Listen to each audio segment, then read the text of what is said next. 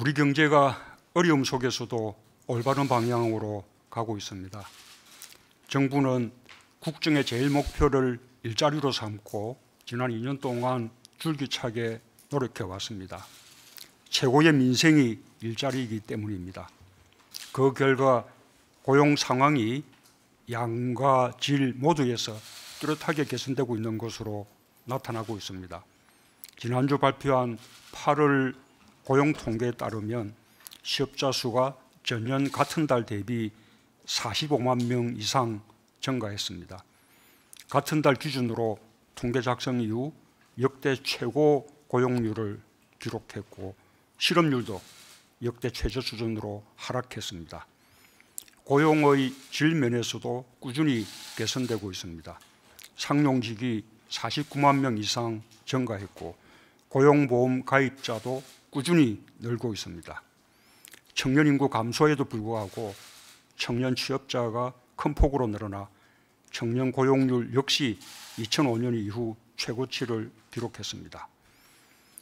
앞으로 월간 일자리 증가 규모에 변동은 있겠지만 올해 연간 취업자 규모는 작년과 비교해 20만 명 이상 늘어나 당초 목표치 15만 명을 크게 넘길 것으로 전망되고 있습니다. 세계 경제의 불확실성, 확대와 제조업 구조 조정 등 어려운 여건과 환경 속에서 정부의 적극적 일자리 정책과 재정 정책이 만들어낸 소중한 성과라고 판단합니다. 정부는 앞으로도 적극적인 고용 정책을 일관되게 추진해 나가겠습니다. 아울러 내수 활력과 투자 활성화에도 총력을 기울여 민간 일자리 창출에 더욱 힘을 쏟겠습니다. 여전히 고용이 미흡한 연령대와 제조업 분야의 고용 문제를 해결하는 데 최선을 다하겠습니다.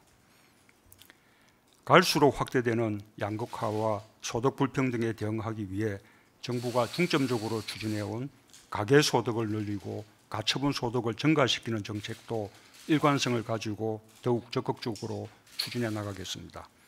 최저임금 인상, 기초연금과 아동수당 확대 등의 정책 효과로 근로소득과 이전소득이 늘어 올해 2분기에는 모든 분위의 가계소득이 증가한 것으로 나타났습니다. 가장 저소득층인 1분위의 소득이 5분기 연속 감소세를 멈추고 소폭이나마 증가한 것은 고령화가 빠르게 진행되는 구조적 요인에도 불구하고 정부의 정책적 노력이 거둔 의미 있는 성과라고 할 수 있을 것입니다. 물론 아직도 부족합니다. 1분위의 소득을 더욱 높여 양극화와 소득 불평등의 흐름을 바꾸지 않으면 안 됩니다.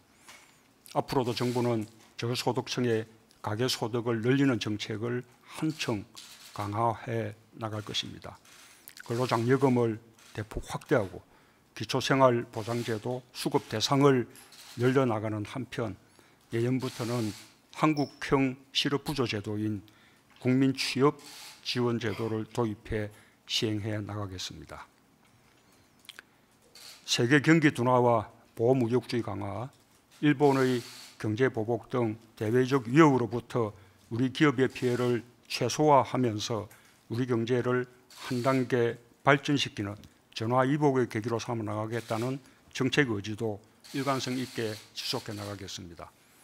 다행히 지난 2달여간 정부의 총력 대응과 국민의 결집된 역량이 합해서 의미 있는 성과들이 나타나고 있습니다.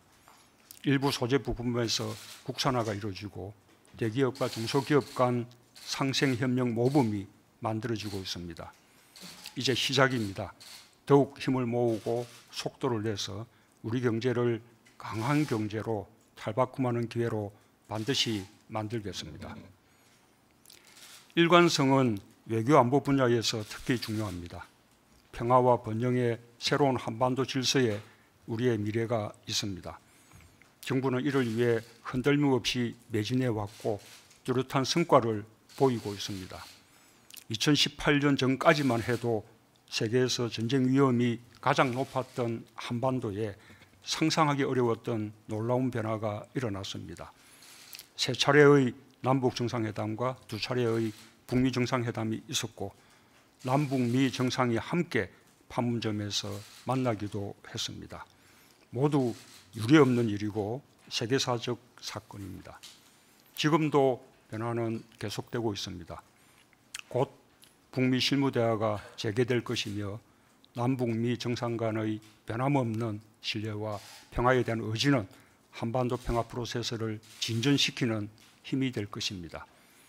우리 정부는 그 역할이 무엇이든 할 수 있는 모든 것을 다해 한반도 평화 정착과 평화 경제로 공동 번영의 미래를 당당하게 열어갈 것입니다. 이를 위해 저는 다음 주 뉴욕에서 열리는 유엔 총회에 참석합니다. 한반도 평화는 우리만의 과제가 아니라 지구상 마지막 냉전 체제를 해체하는 세계사적 과제입니다. 국제사회가 함께할 때 한반도 평화는 더욱 굳건해질 것입니다. 이번 유엔 총회가 함께 만드는 한반도 평화를 위해 유엔을 비롯한 국제사회의 적극적인 참여와 협력을 높이는 계기가 되도록 노력할 것입니다. 또한 트럼프 대통령과 정상회담을 통해 북미 대화를 적극 지지하고 지원할 것입니다. 튼튼한 한미동맹에 기초하여 한미관계를 미래지향적으로 한 단계 더 발전시켜 나갈 방안에 대해 허심탄회하게 의견을 나누고 지혜를 모을 그런 계기도 될 것입니다.